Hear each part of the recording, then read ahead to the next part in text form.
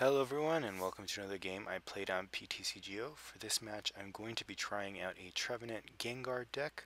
It runs in some ways very similar to the old Selgor variants, with the slight exception that you can actually paralyze, which is kind of key, but you can switch out. So I'm going to be leading off with a Dedenne, and my opponent leads off with a Pumpkaboo and a Joltik on the bench. So he's undoubtedly going to be playing Night March, which focuses on attackers with the attack Night March, getting them into the discard pile, because Night March does 20 times the number of attackers with Night March in their attack repertoire in the discard pile. So my opponent is going to play a Pokemon Fan Club, probably going for another Joltik, and we see that. He goes for Joltik and Mew, and I'm going to use Dedenne's first attack once I get the opportunity. But first my opponent will Ultra Ball, getting some Night Marchers into the discard pile, and drawing a Sigilyph. So I'm not sure why he went for that, but he doesn't exactly know what I'm playing, so might as well, I guess. I'm going to Ultra Ball, discarding 2 Ultra Balls in the process.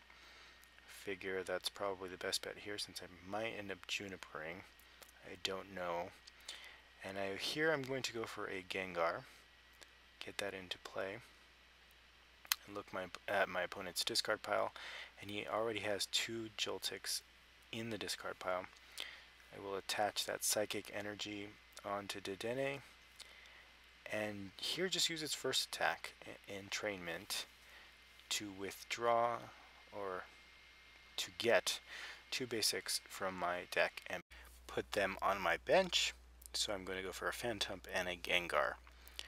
So it looks like my opponent plays a Team Flare Grunt. We don't see much of those, but it'll allow him to remove the basic energy off of Dedenne, effectively leaving him there stranded, since I'm not sure if I want to devote another energy to it, and it's really just attack for Lugia and Yveltal, and I don't think my opponent would play either. So I played an N there.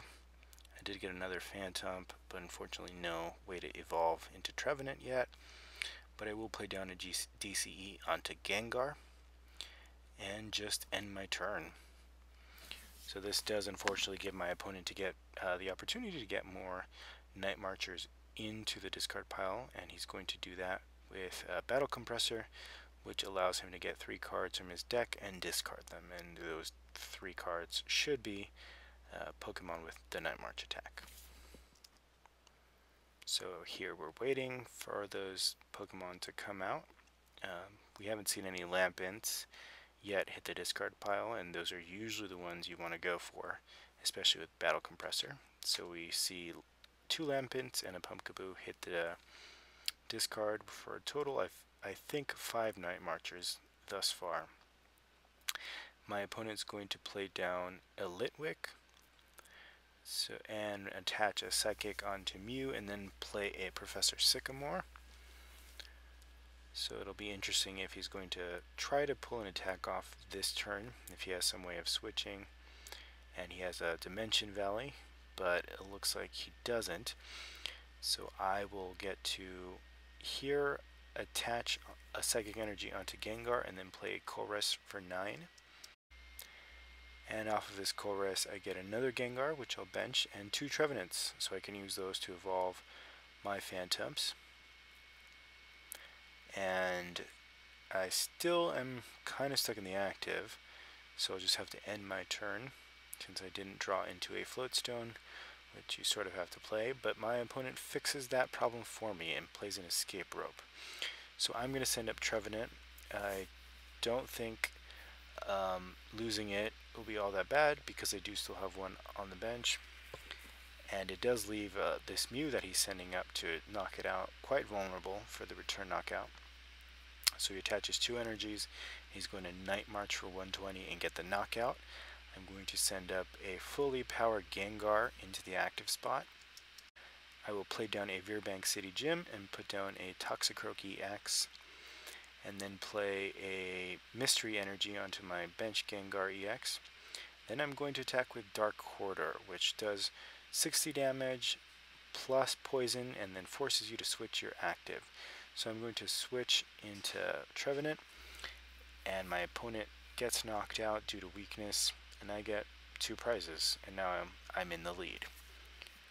So my opponent chooses to send up Joltik. If he has an energy, he can get the knockout, and he does. But at this point, Trevenant's item locking ability probably isn't that useful since he already has a bunch of Night Marchers in the discard pile. So I'm okay with sacrificing that Trevenant and probably not trying to set up another one. I do put down a Wobbuffet just in case I need to sacrifice more non-EX attackers. I'll do that. But first I'm going to Lysander this Mew up and hit it with a Night Quarter and then switch into Wobbuffet. So if he wants to knock Wobbuffet out, I'm perfectly fine with that. And I take 2 more prizes. So now my opponent sends up Joltik, and with this he can knock out Wobbuffet, but he looks like he will now favor powering up Sigilyph, and he attaches a Head Ringer onto my bench Gengar, and he'll play another Battle Compressor. So I'm wondering how many more Night Marchers he has left in his deck to discard, since he only has 24 cards left, but it looks like he does get rid of some cards there. I know I saw at least 1 Pumpkaboo. And then he plays a Sycamore, getting rid of 3 Psychic Energies and a Lampent. So that was a pretty painful discard, I think, due to the energy loss. Then he's going to play a Muscle Band onto Joltik. Not sure why, since it's wide open for the return knockout. It would have been better served on something else. But anyway, I do lose that Wobbuffet in the active. And I will send Gengar up, the one without the Head Ringer. I do have a Mystery Energy that I'm going to attach to Phantom. In case I need to dispatch of a Sigilyph, I may need to attack with Trevenant. But here I will use Dark Quarter to knock out Joltik, and I'm debating what to send up. So I will send up Dedenne as a sacrifice and get another prize. So here my opponent is going to send up a Pumpkaboo. Not sure why he would send that, but he must have some way of switching out. He plays a Sharon, evolves into Lampent, and we see another Mew EX hit the bench. And his Psychic Energy goes down to Sigilyph, so he actually has an Escape Rope in hand, so I'm going to have to send up something else. And I guess the only thing I can really send up is my Toxicroaky X here. I can actually afford losing that 2 prize attacker, but I don't really want to lose Phantom. So I here do get a Startling Megaphone, which I will use to remove the float stone and make it harder for my opponent to retreat. But now I do have Toxicroaky X in the active spot, and I'm wondering what I should do. Here I'm going to switch out the active stadium and play down Dimension Valley, which reduces the attack cost of Psychic Pokemon. I'm going to attach a Psychic Energy and use Triple Poison. Kind of a waste of time, does nothing, but whatever. I'm pretty content with losing Toxicroak since I think I can win this.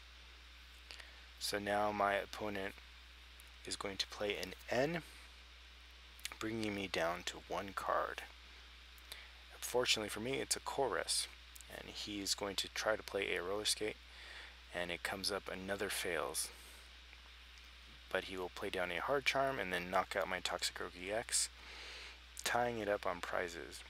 So I will send up Phantom and play this Chorus. Hopefully I get a Trevenant, and I do, and a DCE. So with this I can actually get the knockout using, I think the attack is Forest Hammer, or Tree Slam, sorry.